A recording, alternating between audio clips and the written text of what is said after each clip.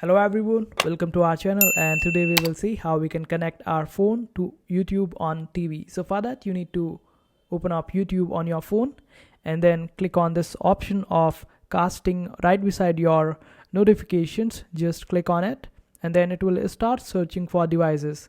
If you have clicked for the settings on your smart TV to connect with your YouTube, then you will be casted. Otherwise, if your device is not open to casting, then it will be saying that no device found. But we will be using the different method, which is link with TV code. So what you have to do is just open up YouTube on your TV, a smart TV, and just go to the settings, and there you will be able to see this option of link with code. Just click on it and you will receive a code on your TV. And after that, when you click on link with TV code on your YouTube, just type the code over here. After that, you will be able to connect your YouTube with your smart TV, and this is how you do it.